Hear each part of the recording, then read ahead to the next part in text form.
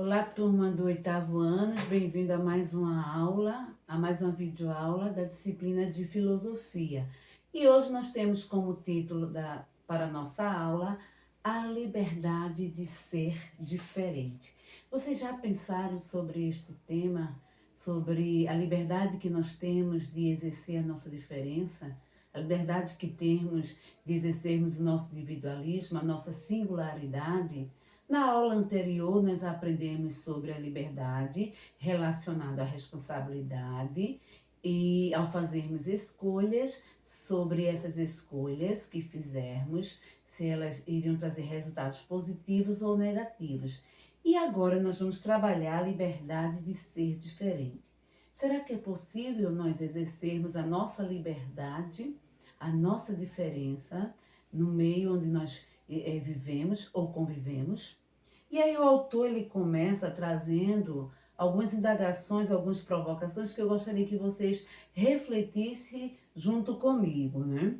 Ele diz que apesar de vivermos em sociedade e mesmo sendo diferentes uns dos outros, nós somos seres que vivemos, ou seja, que estamos todos interligados. Sim, né? Porque eu sou diferente, você é diferente, que você deva viver sozinho. Nós estamos interligados, nós precisamos uns dos outros para viver e para sobreviver.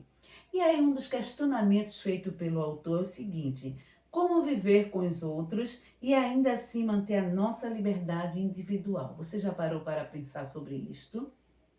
Você convive com um grupo de amigos, convive com o grupo familiar, você convive com o grupo da sua religião, e como mesmo assim, convivendo em grupo, como manter a sua singularidade, como manter a sua individualidade ou a sua liberdade de ser quem você é. É segundo questionamento, como garantir que a liberdade de uns não interfira na dos outros?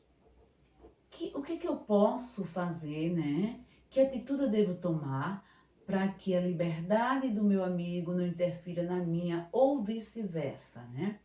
Seria o campo de quê? O que é que nós poderíamos fazer para que pudéssemos viver juntos e mesmo assim cada um exercendo a sua liberdade sem interferir na vida de um e de outro?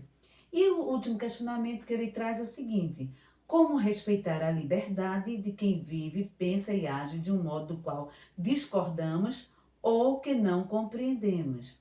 Como será isto? Como é que podemos fazer isto, né? Respeitar a liberdade de cada um. Esse seria um ponto a se pensar, né? A viver, né, com alteridade, ou seja, viver com respeito, respeitando o limite de cada um e permitindo ser respeitados também por eles. E aí, o livro ele traz na página 20, né, uma parte dos escritos do livro de Fernando Salvater, que foi um texto também que eu usei na aula passada, um dos textos dele eu usei na aula passada, e neste trecho deste livro, o autor ele nos traz ao campo da reflexão sobre como é viver em sociedade, como é isso, viver em sociedade, isso é possível, como é conviver com as diferenças e os conflitos que possam surgir. E aí o autor traz esse texto, eu gostaria que vocês lessem esse texto, e se eu estivesse em sala de aula com vocês, eu iria pedir que primeiramente vocês lessem o texto para depois vocês destacarem o ponto que chamou a atenção. Mas como isso não é possível no momento, nós vamos fazer o seguinte: eu vou destacar dois pontos em que o autor aqui ele traz para o campo da reflexão. Primeiro, ele diz que não há nada mais fácil do que amar a humanidade em abstrato. Você já parou para pensar sobre isso? O que é que o autor quis dizer amar em abstrato? Sobretudo quando alguém quer dar uma de sublime, ou seja, nobre, elevado, né? Para ficar bem. Afinal, ninguém nunca tropeça na dor na humanidade, nem tem que lhe dar lugar no ônibus. Então ele traz o seguinte, que amar a humanidade, sabe? Só de falar, só de pensar e não de agir, então isso é a coisa mais fácil do mundo.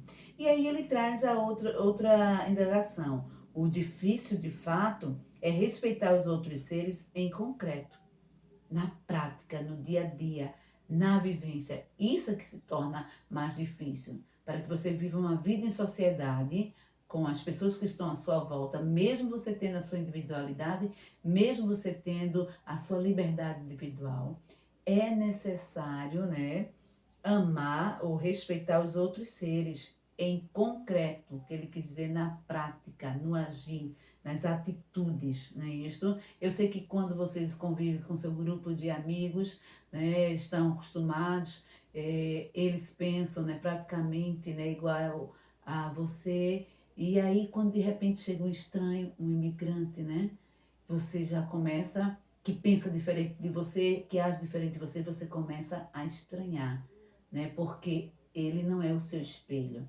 ele não reflete você, ele reflete outro ser diferente.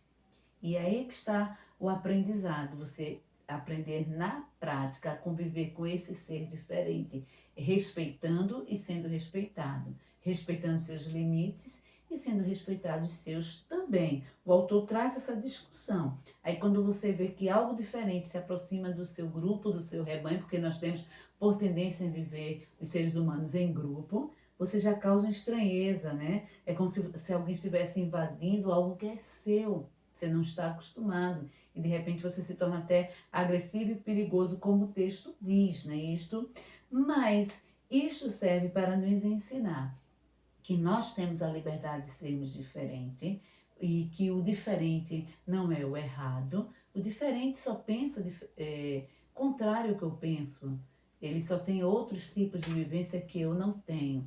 Por isso é importante nós vivenciarmos isso. Eu gostaria que vocês, de acordo com o texto, fizessem a atividade da página 21 e as atividades pendentes também do livro. E que guardasse esse livro do primeiro bimestre para que no momento oportuno nós pudéssemos fazer as devidas correções. Que vocês possam ter aprendido, né, a questão da liberdade do ser livre e em que essa liberdade ela está implicada e que merece total atenção nossa. Tá ok, pessoal? Tenham todos uma boa semana e até a próxima aula. Tchau!